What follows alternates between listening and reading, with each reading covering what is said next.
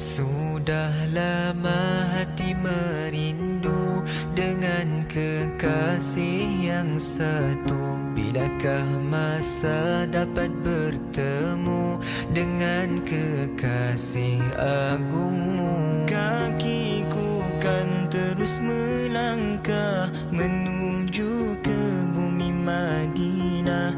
Selangkah demi selangkah dekatkanlah